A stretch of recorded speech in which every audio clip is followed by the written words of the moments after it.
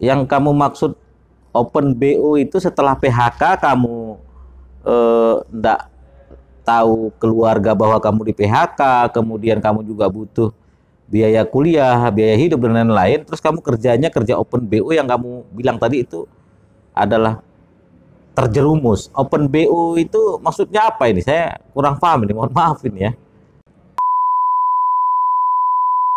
Selamatkan pekerja Indonesia. Assalamualaikum warahmatullahi wabarakatuh. Selamat siang kawan-kawan pekerja, kawan-kawan mahasiswa dan kawan-kawan serikat pekerja.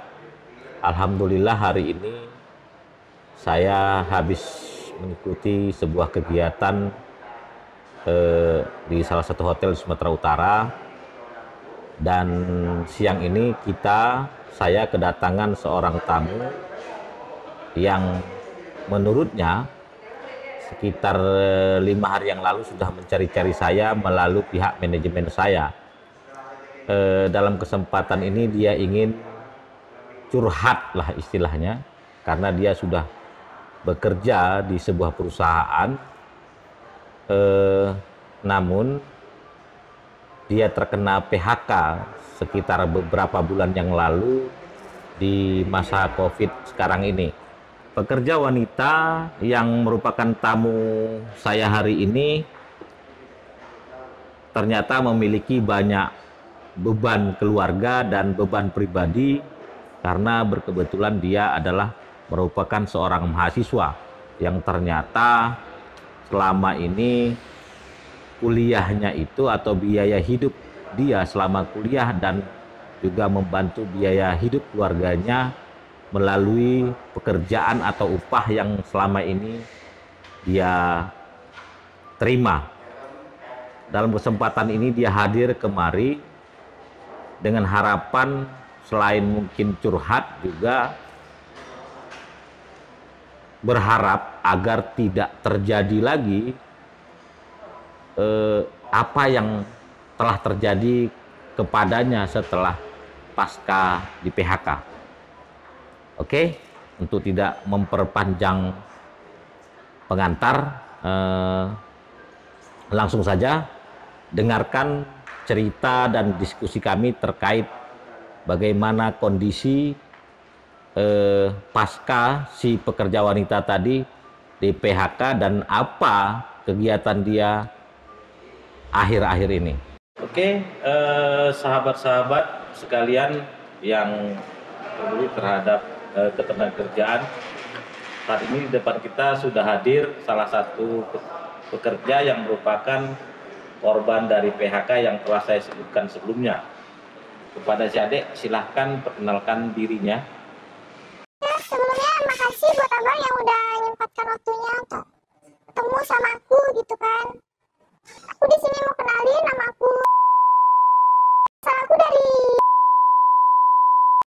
umur aku masih 23 tahun dan di sini aku sebagai mahasiswa semester akhir. Sorry nih dek, agak lama tadi nunggu ya mungkin ya, karena tadi kebetulan ada acara sekalian kita diamanahin ngisi-ngisi materi di seminar tadi. Teringatnya, apalah yang kira-kira mau didiskusikan rupanya sampai kata pihak manajemen saya itu udah 5 hari pengen ketemu sama saya. Ya nggak lama-lama kali sih bang. Sebenarnya tadi juga dari jam 10 sih datang ke sini. Terus saya datang ke sini saya intip. Ternyata bang lagi ngasih materi. Ya udah saya nggak berani ganggu. Jadi nunggu aja di sini. Kenapa saya jumpain abang nih? Karena sebelumnya saya udah lihat dari YouTube abang yang Harahap Official tuh. Abang sebelumnya itu ngebahas soal ketenaga kerjaan gitu, soal PHK. Jadi di sini saya membagikan aja pengalaman saya sendiri gitu sebagai saya mahasiswa yang bekerja, yang kebutuhan saya itu saya sendiri yang nanggung, orang tua saya yang nanggung, dan saya di sini sebagai korban PHK juga. Saya udah semester akhir sih bang. Udah semester 10 sih sebenarnya. Gara-gara telat juga kemarin nih, kan corona.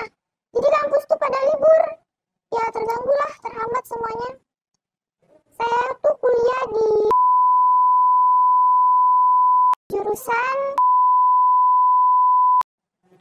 Oke lah. Eh, Tadi kan kata manajemen saya dari kemarin bahwa kamu ini korban PHK. Teringat saya, sebenarnya kamu ini kerja di mana? saya bekerjanya di PT perusahaan tuh bergeraknya di bidang itu bang. Eh, di PT tadi ya, di bidang ya, mungkin distributor alat-alat ya. Atau apa? Iya bang, saya kerjanya di PT ini dan saya di bidang pemasarannya sih. Ini kan ceritanya kamu korban PHK di masa COVID kan. Yang mau saya tanyakan itu di perusahaan itu sempat berapa tahun kerja, terus apalah tujuannya kita mau ketemu ini, apa kira-kira rupanya yang adik anggap perlu kita diskusikan di sini? Jadi saya udah kerja di perusahaan itu sih udah 3 tahun sih bang. Tapi selama masa pandemi ini 3 bulan yang lalu lah kira-kira itu saya dan ada beberapa karyawan lainnya tuh di PHK. Tapi ya gitulah bang, perusahaan nih semena-mena aja gitu sama kami. Ya mungkin karena kami karyawan kali ya. Jadi pesangon kami tuh juga nggak dibayarkan sama perusahaan. Wah, masa nggak dibayar pesangonnya oleh perusahaan? Teringatnya kok bisa dipastiin kok bahwa perusahaan nggak mau bayar pesangon? Apa sudah diajukan atau memang pihak perusahaan itu menolak atau mengelak gitu deh? Kenapa bisa dipastiin? Kamu bilang tadi bahwa pesangon kalian nggak dibayar.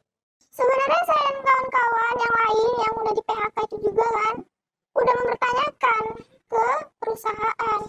Berulang kali kami tanyakan tuh dan nggak ada jawaban. Ngelak-ngelak terus gitulah. Katanya bilangnya nanti. Tapi udah selama 3 bulan nih kami tunggu nggak ada jawaban juga. Dan dengar-dengar dari orang dalam yang kami kenal gitu kan, ada yang bilang tuh katanya, ya perusahaan memang nggak mau bayar pesangon kami, makanya kami digantung-gantung terus tanpa ada jawaban pasti. Gawat itu perusahaannya deh kalau seandainya memang mereka nggak mau bayar pesangon kalian.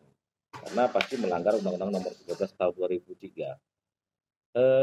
Teringatnya, jadi 3 bulan sudah di PHK. Dari sejak di PHK itu berarti ini bulan Agustus, Juli, Juni. Berarti mungkin di akhir bulan 5 lah mungkin ya. Ya, oke. Jadi dari bulan Mei akhir, kegiatan apa aja jadinya? Pulang ke kampung, ke sana? Saya di Medan aja sih, nggak pulang ke tuh ya karena saya di sini kan masih tingkat akhir, jadi saya juga lagi ngurus skripsi juga kan. Kalaupun pulang, ya apa yang bisa saya lakuin di sana juga nggak tahu. Ya, jadi saya cari-cari kegiatan. Pertamanya sih saya cari-cari kerja juga sih bang. Cari-cari kerja, udah lempar lamaran sana sini. Karena masa COVID tuh kan nggak ada yang terima perusahaan. Saya bingung, benar. Bingung banget. Terakhir ada teman yang ngajak itu kan. Ya, ngajak-ngajak. Biasalah, jajak nakal. Awalnya sih cuman ya minum-minum doang sih. Terakhir saya makin lama makin mikir kok kebutuhan saya ini gimana gitu loh. Kebutuhan saya banyak. Nggak mungkin saya kan minta orang tua terus.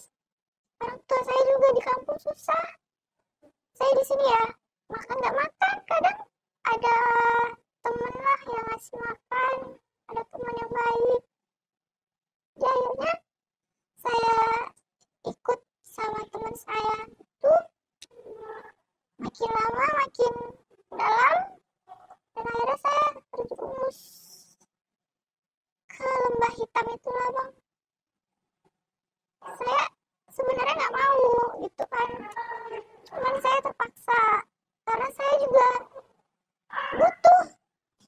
saya juga harus dibayar. Kebutuhan saya juga di sini harus banyak gitu ya, uang kos, uang makan. Ya saya mau dari mana coba uang itu? Biasanya saya juga kerja dan orang tua saya juga nggak tahu bang kalau saya di PHK. Saya nggak berani bilang sama orang tua. Takut kepikiran orang tua gimana nantinya. Jadi ya nggak tega aja lah bang, orang tua udah tua. Makanya mau nggak mau sih saya lakuin itu, open BO lah istilah kerennya sekarang bang. Jadi inilah bang tujuan saya tuh jumpain abang gitu. Jadi mau cerita, abang sebagai pakar tenaga kerja gitu kan, mana tahu abang ada masukan buat aku atau entah ada kerjaan buat aku yang lain.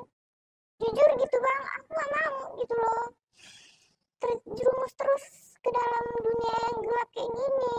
Karena memang dari hati aku tuh memang gak mau tuh bang.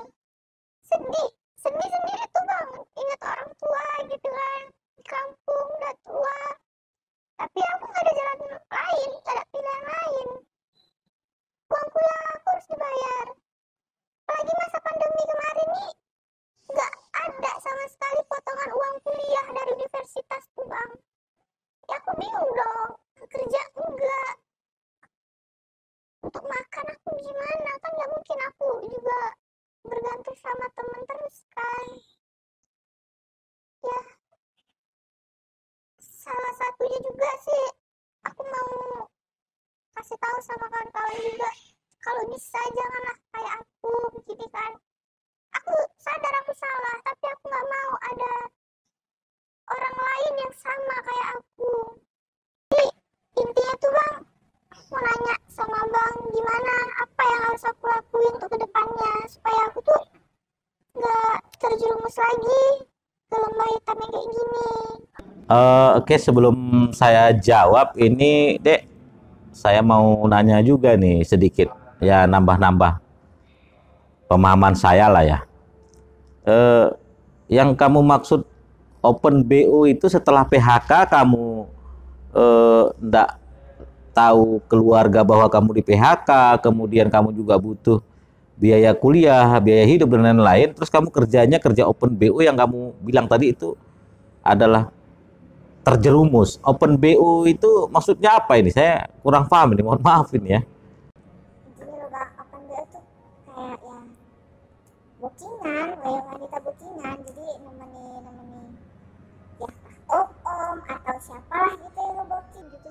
Oh, nemenin mereka ini ya, apa ya? Ya melayani lah. Melayani ya, melayani. Sampai pada seperti pelayanannya suami istri juga begitu. Itulah bang, Gawat juga itu. permintaan sih Sesuai permintaan dari yang nge-booking tuh. Astagfirullah. Sampai seperti itunya ya. Korban kamu masuk dan itu sudah apa ya? Sudah maaf sudah kamu nikmatin atau memang sampai hari ini ada rasa keterpaksaan atau gimana? Sebenarnya nikmatin sih enggak bang, kayak yang saya jelasin tadi dari awal kan, saya memang nggak mau gitu. Cuman ya karena memang benar-benar terpaksa, tuntutan biaya hidup kuliah yang memang walaupun nggak kuliah aja tetap bayar uang kuliah. Lagi bayar uang kuliahnya nggak ada sama sekali potongannya gitu. Oke lah. Tapi saya tidak melegalkan itu sih sebenarnya, Dek. Tadi yang kamu tanya tadi apa tadi? Bagaimana menurut saya terkait Ya saya ke depan ini gimana gitu bang, tentang perusahaan saya itu yang nggak ngasih kami pesangon. oh begitu. Kalau terkait PHK yang dilakukan oleh perusahaan tapi mereka tidak membayar pesangon pekerjanya itu, Dek, sebenarnya ada aturan di dalam Undang-Undang Nomor 13 Tahun 2003 yang mengatakan bahwa perusahaan yang mem-PHK pekerjanya itu wajib hukumnya untuk memberikan pesangon kepada pekerja yang mereka PHK. Itu ada termaktub pada pasal 156 ayat 1. Kemudian tadi kamu cerita bahwa kamu itu sudah bekerja sekitar 3 tahun ya, tapi nggak sampai 4 tahun gitu ya. Ya, tapi nggak sampai 4 tahun ya. Berarti kalau di pasal 156 ayat 2, kamu sebenarnya punya hak untuk menerima pesangon 4 bulan gaji. Jadi kalau misalnya gaji kamu itu 3 juta, berarti 3 kali 4, 12 juta harus kamu terima. Kalau pertanyaan kamu lanjutnya, bagaimana Bang dengan perusahaan yang tidak memberikan hak kamu dan kawan-kawanmu terkait pesangon itu? Lah, saya juga sangat menyayangkan ini di dalam Undang-Undang Nomor 13 Tahun 2003 tentang Ketenagakerjaan, terus terang saja nih, saya tidak ada menemukan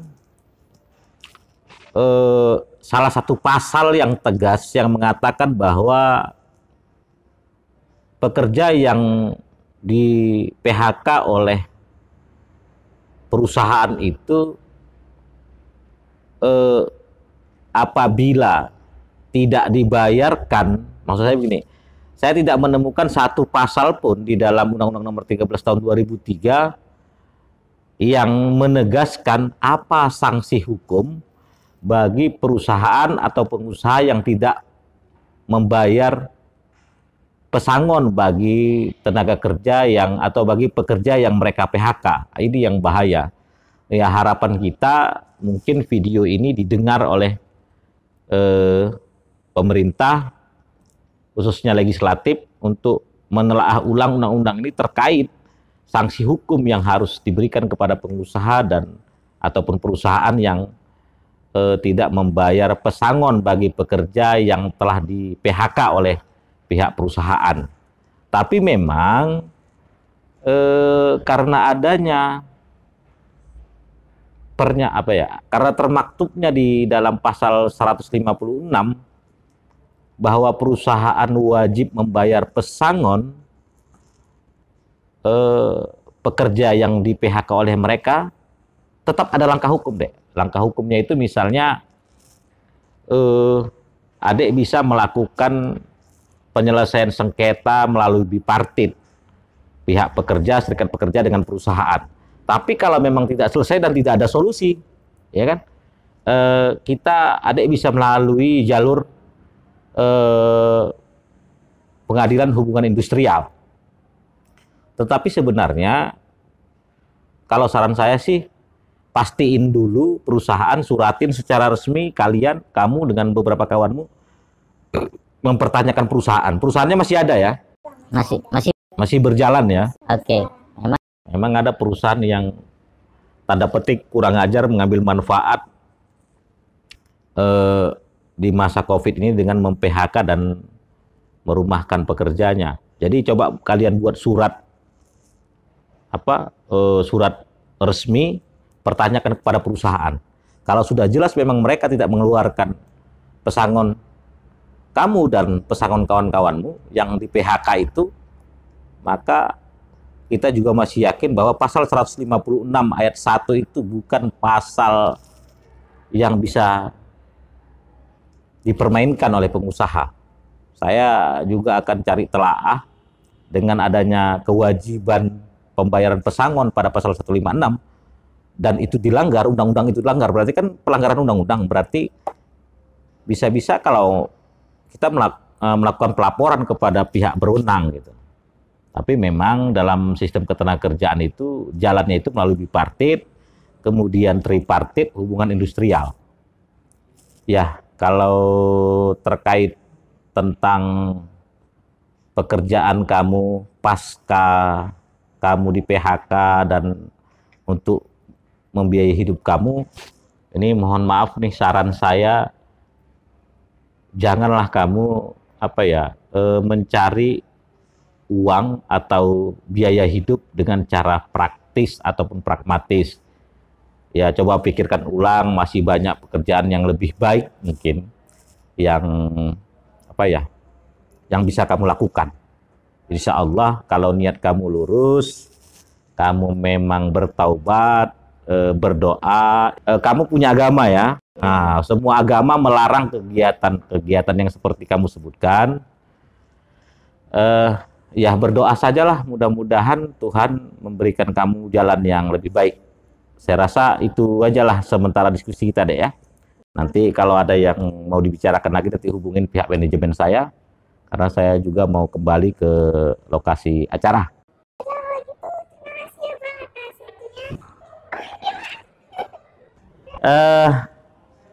Itu dia tadi video yang cukup transparan menurut saya, yang dari tamu kita. Mudah-mudahan ini bisa membawa manfaat bagi kita semua dan kita ambil positifnya dan kita buang negatifnya. Dan mudah-mudahan harapan si adik tadi itu nyampe bahwa jangan ada lagi perempuan atau wanita yang melakukan hal yang salah seperti dia, khususnya bagi pekerja wanita korban PHK yang akhirnya menjadi seperti itu. Kita juga doakan agar dia mendapatkan pekerjaan lebih baik. Demikian saja yang bisa saya sampaikan. Wallahul muwaffiq ila aqwamit thoriq. Wassalamualaikum warahmatullahi wabarakatuh.